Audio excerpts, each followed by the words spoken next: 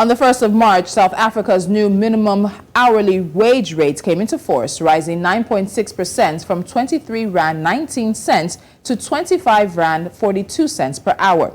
An increase of around 9% was recommended by the National Minimum Wage Commission in December. Now, minimum wage has been in force in South Africa since January 2019. It is calculated based on a 40-hour working week and has applied to all workers in South Africa with a few exceptions. The minimum wage rates, which came into force, means that domestic and agricultural workers will start earning the same minimum wage as other workers, which was agreed in 2022. The current hourly wage for employees on the expanded Public Works program is 13 Rand 97 cents. The increase that we've seen is above consumer price inflation, which is at 6.9%. But with food inflation rates standing at 3.4% in January 2023, this affects poor people disproportionately. Labor activists at the Casual Workers Advice Office have called the increase a political attack on the working class. And the Congress of South African Trade Unions, which welcomed the increase, also said it was just a drop in the ocean compared to the daily needs baskets of the workers.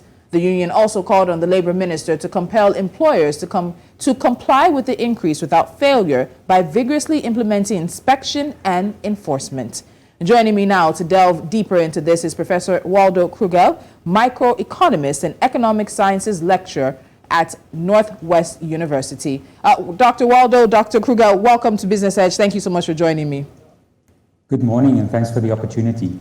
So in terms of looking at this wage increase, we see that it's above what the Wage Commission recommended at the end of last year. And while the unions have welcomed it, for them is simply just not enough to meet up with what inflation and cost of living is actually doing to the salaries of South African workers. So what exactly are the unions still asking for at this point in time? Currently, there's no wage demand. The minimum wage gets implemented from the start of this month. So they are voicing their concern, but there's no negotiation process as such. They would have liked to see a much bigger increase in the minimum wage. Like your summary says, it's particularly the prices of food and fuel that has shot up over the past year. And this, even at the 9.6%, it doesn't quite compensate for those increases in products that make up a big portion of the spending of poor households. Okay, so when we look at it, it's been described as a political attack on the working class, and then another union said that it's a drop in the ocean compared to the daily needs baskets of the workers. The February 2023 Household Affordability Index indicated that those who work about 176 hours per month for a minimum of around 4,474 Rand would still not earn enough to cover the cost of their basic household food baskets, which is slightly just under 5,000 Rand. In terms of this increase, really, what difference does it then make for the workers? It makes a small difference, but it doesn't compensate for those increases. And I think we've seen this across the world. The prices of grains, of sunflower oil, of taxi transport, they've all increased at much higher rates than the average inflation rate. And I think added to this dynamic, the unions are also involved in wage negotiations with the government for public sector workers. So they feel they need to make their voices heard when it comes to this minimum wage issue to position themselves for the broader wage negotiations taking place in the public sector. It's good you bring that up because government is mooting for about a 3% public service increase, but is now at this 9.6% increase for the national minimum wage. Does the math sort of add up in terms of the negotiations now happening further with the trade unions and, of course, where we see things going on the national minimum wage side? Does it make sense? I think the 3% that they unilaterally implemented last year was low. They opened up the negotiations with a 4.7% offer for public sector workers, but that's been rejected. A number of unions are demanding 10%. And I think this is part of that bigger process to say that workers are facing a much higher inflation rate, even though these are two different kinds of workers. The typical public sector worker does much better than a worker at minimum wage. But the principle is the same, that the average CPI inflation doesn't really reflect what happened to cost of living for many households in the country. So we've seen this conversation that happens back and forth when it comes to how much the wage increases, be them for public sector workers or even in terms of the national minimum wage, will cost the government. This is a wage that's going to be paid by employers at all levels of the economy as it may be. But looking particularly at the government with a 9.6% minimum wage increase now, how does that affect governments? How does it affect government workers as well? Not a lot of government workers will actually get that increase. They will be subject to whatever's being negotiated at the moment. But the minister has warned that any increases greater than what he's budgeted for in terms of salaries and compensation will be met by austerity measures elsewhere. It may be that departments are unable to fill vacancies. It may be that they have to cut spending in other programs. So he's keeping a really hard line when it comes to these compensation increases. And I think it's shaping up to be a battle with the unions this year. But is that hard line a realistic one? Because there are many South Africans who believe that there are places that the government can cut its own spending, can cut government expenditure to be able to give, whether it's public sector workers, government workers, whoever it may be, particularly under government's control, the needed increase in their wages. So is that a fair sort of stance for the minister to take when there could be opportunities for government to do more, do better, and then cut spending? I think politically it is going to be really tough to take that hard line simply because it's way below even the average inflation rate. I understand where the minister is coming from. He needs to limit the wage spend as a proportion of total spending in order to get the fiscal stance more sustainable and reduce the budget deficit, all those sorts of things. But it really goes against public sentiment broadly to only to aim for a 3 or a 3.3% increase. So in a way, if he has to at some stage compromise, that could put in jeopardy many of his other numbers. Everything that he's predicting in terms of spending in aggregate and those important ratios like the debt to GDP can be endangered by a larger increase than what he initially budgeted for. Okay, so let's come back to this in terms of the national minimum wage. So the Congress of South African Trade Unions in Gauteng wants the labor minister to compel employers to comply with the increase. And he says that there should be enforcement and there should be, of course, inspection. But it also lends one to ask, how much of an issue is a lack of compliance when it comes to wage issues in South Africa? It's one of those things that are difficult to measure because you are breaking the law if you don't comply. So in that sense, it's hidden. And the research that is available in academic circles doesn't indicate that it's too big a problem. In fact, even with increases in national minimum wages over the last 5 or so years, it seems that it didn't have much of an impact on employment at that level.